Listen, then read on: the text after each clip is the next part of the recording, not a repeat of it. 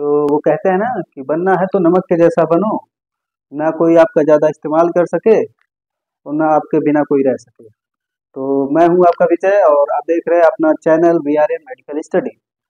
तो आज के वीडियो में हम लोग कवर करने वाले हैं माइक्रोबायोलॉजी के फोर्थ यूनिट का एक टॉपिक है, study of different sources of contamination in and aseptic area and method of prevention. ठीक है, तो इसमें लोग क्या क्या देखेंगे, सोर्स ऑफ कंटामिनेशन देखेंगे। ठीक है, मतलब जितने टाइप्स के सोर्स ऑफ कंटामिनेशन उसको देखेंगे हम लोग। और दूसरा क्या देखेंगे, उसका मेथड ऑफ प्रिवेंशन, यानी कि इसको हम लोग कैसे प्रिवेंट कर सकते हैं, ये इस वीडियो में हम लोग देखने वाले हैं। तो पहले हम लोग थोड़ा सा ये देख लेते हैं कि सोर्स ऑफ कंटामिनेशन कौन कौन से फैक्टर, मतलब कौन कौन से हैं वो देख लेते हैं। ठीक है, आइए तो वीडियो को शुरू करते हैं। ठीक, तो पहला देखते हैं एटमॉस्फेयर। ठीक है, पहला हो गया एटमॉस्फेयर, दूसरा रॉ मटेरियल, तीसरा ऑपरेटर, चौथा इक्विपमेंट, बिल्डिंग, पैकेजिंग और मैन्युफैक्चरिंग प्रोसेस। ठीक, तो ये हम लोग कुछ 5-6 फैक्टर हैं जो कि इसको सोर्स ऑफ कंटामिनेशन में रखा जाता है, कि मतलब इसके जरिए कंटामिनेट हो सकता है। ठीक, तो इसके बारे में अब देखते हैं, हम थोड़ा डिटेल में देखेंगे इसका, मतलब इसके अंदर क्या होता है और इसको कैसे प्रिवेंट कर सकते हैं, तो हम लोग इसमें देखते हैं। ठीक है, तो आइए शुरू करें। तो हम लोग पहला इसमें का देख लेंगे एटमॉस्फेयर। तो एटमॉस्फेयर जाहिर सी बात है कि जहाँ हमारी कंपनी बनी रहेगी, जहाँ भी हमारी इंडस्ट्री बनी रहेगी, तो वहाँ का हम लोगों का एटमॉस्फेयर अच्छा होना चाहिए। ये ना कि रेगिस्तान में हम अपनी कंपनी बना दें और रेगिस्तान में धूल मिट्टी उड़ती रहे, उसके बाद पता चला कि अच्छी टैबलेट बन गई, अच्छे कैप्सूल्स बन गए। ठीक है, तो इस हिसाब से हम लोग पहले एटमॉस्फेयर देखना चाहिए कि अच्छा हो। ठीक है, तो देखो कैसे ये डायरेक्टली अफेक्ट करता है। ठीक, ये पॉइंट लिखा गया है कि ये एटमॉस्फेयर डायरेक्टली अफेक्ट करता है, हमारे जो प्रोडक्ट्स बन रहे हैं उसको डायरेक्टली अफेक्ट करता है। ठीक, ये मेन सोर्स ऑफ कंटामिनेशन, ये है कि कंटामिनेशन का ये मेन सोर्स होता है। ओके, तो देखते हैं कैसे, कि जब देखिए एटमॉस्फेयर है, एटमॉस्फेयर जहाँ रहेगा वहाँ पर तो एयर आएगी ही आएगी। जब एयर आती है तो एयर के साथ साथ देखिए और कुछ भी आते हैं, जैसे डस्ट हुआ, सिलिका हुआ, फंगस हुआ, माइक्रोब्स हुआ, ETC, मतलब बहुत सारे माइक्रोब्स जितने भी हैं एयर में प्रेजेंट रहते हैं, वो सब आके अफेक्ट हम लोगों, मतलब हमारे प्रोडक्ट को कर सकते हैं। ठीक है, तो उसको कैसे प्रिवेंट कर सकते हैं, जैसे हेपा फिल्टर लगाया जाता है। तो हेपा फिल्टर लगाया जाता है कि जो भी एयर आती है उसको, उससे माइक्रोब्स जो है अलग कर देता है, सेपरेट कर देता है। ठीक है, सेपरेट करके जो भी एयर आता है लेमिनार फ्लो में, यानी कि स्मूथली फ्लो करके अंदर भेजता है। ये हेपा फिल्टर का काम होता है। और यूवी लाइट जो है, यूवी लाइट ये करता है जैसे कि कोई भी माइक्रोब्स है, ठीक, यूवी लाइट, अगर कोई भी माइक्रोब्स पड़ा हुआ है, मतलब जो हमारा जहाँ पर हम लोग काम कर रहे हैं, अगर वहाँ पर जो माइक्रोब्स है, तो यूवी लाइट कुछ देर के लिए ओपन कर देते हैं और उसके बाद आधा घंटा 1 घंटा के लिए छोड़ देते हैं उसको, फिर उसके बाद इंटर करते हैं। तो उससे जो भी माइक्रोब्स होते हैं किल हो जाते हैं। ठीक है, और एयर लॉक्ड डोर, और एयर लॉक्ड डोर वही होकर, मतलब ये सब आनी नहीं चाहिए। एयर लॉक्ड डोर केवल सनलाइट के, मतलब लाइटिंग के लिए होता है, कि वहाँ से ट्रांसपेरेंट होता है तो आ सकता है थोड़ा वो। ठीक है, और वहाँ पर एयर मतलब नहीं आ सकते। ठीक, तो ये हो गया एटमॉस्फेयर। अब दूसरा हम लोग दूसरा देखते हैं रॉ मटेरियल। ठीक है, रॉ मटेरियल से कैसे होता है, अब रॉ मटेरियल हम लोगों को जो हम लोग प्रिपरेशन करेंगे तो रॉ मटेरियल लेके आएंगे ही आएंगे। अब रॉ मटेरियल पहले से अगर कंटामिनेट हो तो जाहिर सी बात हमारा प्रोडक्ट अच्छा नहीं बनेगा। तो यहाँ पर देखते हैं रॉ मटेरियल।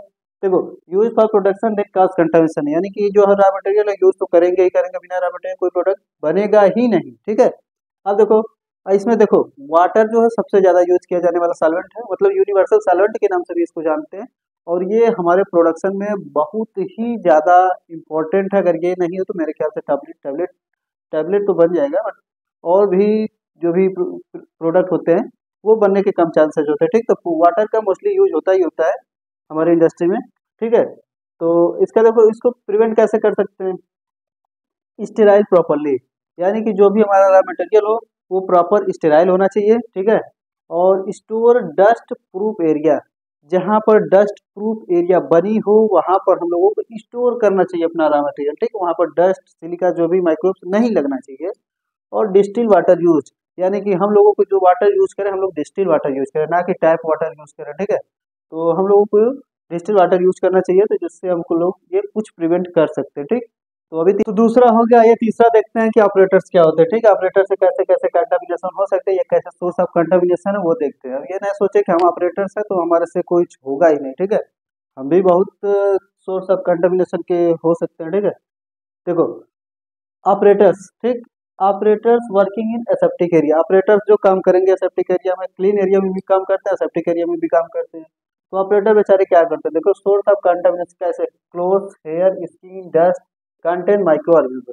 यानी कि देखो उनके कपड़े भी सोर्स ऑफ किसके, कंटामिनेशन के हैं, हेयर भी है, स्किन भी है, डस्ट और कंटेन माइक्रो ऑर्गेनिज्म, यानी कि उससे कोई भी माइक्रो ऑर्गेनिज्म चिपका हुआ है, अडेयर किया हुआ है, तो उससे भी हो सकते हैं। ठीक, ये नहीं कि हम लोग ट्राया में जाके अपना हेयर ट्रांसप्लांट करवा लिए तो आके मतलब खोल के पूरा सबको दिखा ले सबसे अच्छे बाल हमारे हैं और यहाँ पर काम कर रहे हैं, तो ऐसा कुछ नहीं है। पूरा सील पैक मतलब सील रहता है सब कुछ, अच्छे मतलब पूरे हाइजीन कपड़े में रहते हैं। ठीक है, तो देखो कैसे प्रिवेंट करते हैं, प्रॉपर हाइजीन मेंटेन, यानी कि पूरा ऑल टू ऑल ड्रेस पहनना पड़ेगा उन सबको। ठीक है, तब जाके हम लोग मतलब वहाँ पर काम करते हैं।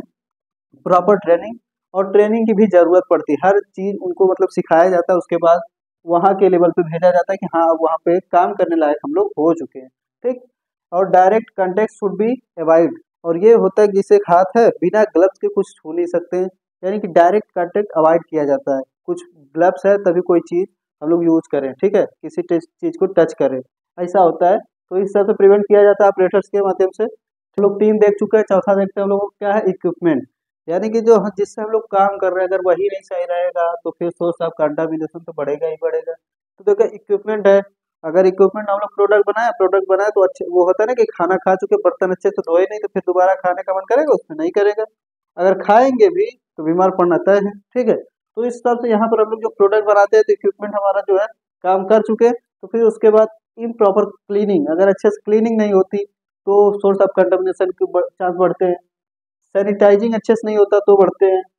कोरोजन, कोरोजन्स भी लग जाते हैं ना तो बढ़ते हैं। ठीक है, कोरोजन का मतलब जैसे जंग होता है। ठीक, तो इसको देखो हम लोग प्रिवेंट कैसे कर सकते हैं। ठीक, प्रिवेंट करने का तरीका देखो, प्रॉपर क्लीनिंग, ये है तो प्रॉपर क्लीनिंग हम लोग करेंगे, सैनिटाइजिंग अच्छे से करेंगे। ठीक है, अब किसका, इक्विपमेंट, और कैसे करेंगे, हीट एंड गैस या डिसइंफेक्टेंट, यानी कि जो हम लोग डिसइंफेक्टेंट यूज करते हैं, जैसे कि ये भी नॉन लिविंग थिंग्स पे यूज किया जाता है, तो जो हम लोग डिसइंफेक्टेंट यूज करेंगे उसके माध्यम से हम इसको मतलब प्रॉपर क्लीन कर सकते हैं। ठीक है, सैनिटाइजिंग कर सकते हैं। ओके, और इसको टेस्टिंग, यानी कि जब हम चलाने जाएं यूज करने जाए तो उसके पहले हम लोग इसकी प्रॉपर टेस्टिंग कर लें, उसके बाद ही यूज करें। ओके, अब इसके बाद फिल्म कोटिंग मटेरियल से बना बना लें। ठीक है, फिल्म कोटिंग मटेरियल से बना होना चाहिए। ठीक, यह ना कि जैसे जंग लग रहा है तो उस पर फिल्म को मतलब फिल्म एक लेयर चढ़ा देनी चाहिए तो वो कोरोजन से बच जाएगा। ओके, और made up of stainless steel, ये नहीं हो रहा तो ज़्यादातर इस समय की जो इक्विपमेंट बनाना चाहिए स्टेनलेस स्टील के ज़्यादातर बने होते हैं, तो जंग उसमें बहुत कम लगता है। ठीक है, तो हम लोग फोर्थ देख चुके हैं, तो फिफ्थ वाला देखते हैं हम लोग क्या है, बिल्डिंग। अब जब जहाँ पर हम लोग काम करें अगर बिल्डिंग अच्छी नहीं बनी, कमजोर बनी है, तो बारिश वारिश हुआ तो थोड़ा सा टपक के क्योंकि कुछ भी आगे खराब करेगा। ठीक है, तो हमारी बिल्डिंग अच्छी बनी होनी चाहिए। ठीक है, अगर ये देखते हैं ये समटाइम्स कास्ट कंटामिनेशन, कंटामिनेशन काज करता है इनसफिशियंट साइज। ठीक, अगर साइज अच्छी नहीं हो मतलब ज़्यादा ऊंची नहीं हो, छोटा हो, अगर कोई इक्विपमेंट ला रहा है कुछ बड़ा सा इक्विपमेंट है उसे टच हो रहा है, टच होकर भी वहां से कंटामिनेशन हो सकता है, इसलिए वहां पर ये काज है उसके। ठीक है, प्रिवेंशन देखते हैं, नो क्रैकिंग, जो भी बिल्डिंग है उसमें कहीं क्रैक नहीं होना चाहिए, स्मूथ होना चाहिए पूरा। देखो स्मूथ होना चाहिए। ओके, क्योंकि अगर क्रैक होगा तो वहाँ पर माइक्रोब्स जाहिर सी बात आके बैठेंगे, कहीं से अच्छे साफ सफाई नहीं होगी तो पड़े रहेंगे तो फिर कहीं ना कहीं से काज होगा ही कंटामिनेशन। ओके, और उसके बाद वर्किंग स्पेस, वर्किंग स्पेस अच्छी खासी होनी चाहिए। एयर लॉक डोर, डोर जो होते हैं एयर लॉक होने चाहिए। ओके, और छठवा आप लोग इसमें आखिरी जो है पैकेजिंग एंड मैन्युफैक्चरिंग प्रोसेस। ठीक, पैकेजिंग एंड मैन्युफैक्चरिंग प्रोसेस में जब हम लोग पैक करते हैं, लेबल करते हैं, उस समय कौन सा कंटामिनेशन होता है, जो जो कंटामिनेशन होता है उसको देखें कैसे प्रिवेंट करते हैं। प्रिवेंशन कैसे, इनएक्टिव माइक्रो माइक्रो ऑर्गेनिज्म, यानी कि हम लोग जो देख रहे हैं उसके साथ जो काम कर रहे हैं तो देख के हम लोग स्टेराइल करके करें कि कोई भी एक्टिव माइक्रो ऑर्गेनिज्म तो नहीं है, अगर है तो उसको हम लोग इनएक्टिव करके ही काम करें। ठीक है, और hygienic condition start to end, इसका मतलब ये है कि हम जब से काम कर रहे हैं, जब से शुरुआत के प्रोडक्ट बनाना और जब तक खत्म कर रहे हैं, ठीक है, वहां से लेके हाइजीनिक कंडीशन हम लोगों को मेंटेन करना रहता है। ठीक, ये सब मेंटेन रहता है तो फिर वहां पर कोई कंटामिनेशन काज नहीं होता। ठीक, तो ये हो गया study of different source of contamination and aseptic area and method of prevention. ठीक है, अब इसके बाद क्लीन एरिया क्लासिफिकेशन देखते हैं, क्लीन एरिया क्लासिफिकेशन। ठीक है, अब क्लीन एरिया क्लासिफिकेशन में कैसा है, और आप लोगों को इतना पता होगा क्लीन एरिया और एसेप्टिक एरिया में क्या अंतर है। जैसे कि एक बार समझ सकते हैं कि मान लीजिए एक हमारा घर है पूरा। ठीक, अब उसको हम दिवाली के टाइम में साफ करते हैं। ठीक, पूरा साफ सफाई उसका कर लिए, ठीक है। जब साफ सफाई पूरा अच्छे से कर लेते हैं तो एक जगह कहीं मंदिर बनाते हैं थोड़ा पूजा पाठ करने के लिए, तो वहाँ पर उससे भी ज़्यादा साफ सफाई करते हैं, ठीक है। और ये समझ सकते हैं कि जब साफ सफाई हम पूरे रूम की हर घर की कर लिए तो वो एक क्लीन एरिया कर लिए, कहीं साफ सफाई हर चीज़ हो गई। और जहाँ पर एक रूम पे आके स्पेशली वहाँ पर ज़्यादा अच्छे से करें तो आप माइक्रो प्रेजेंट ना हो, तो वहाँ पर एसेप्टिक एरिया हो गया, ठीक है। तो ये एसेप्टिक एरिया और क्लीन एरिया का डिफरेंस जरूर समझ आया होगा। तो यहाँ पर देखते हैं क्लीन एरिया क्लासिफिकेशन कैसे होता है। ये एक लाइन कुछ लाइन लिखे देखते हैं।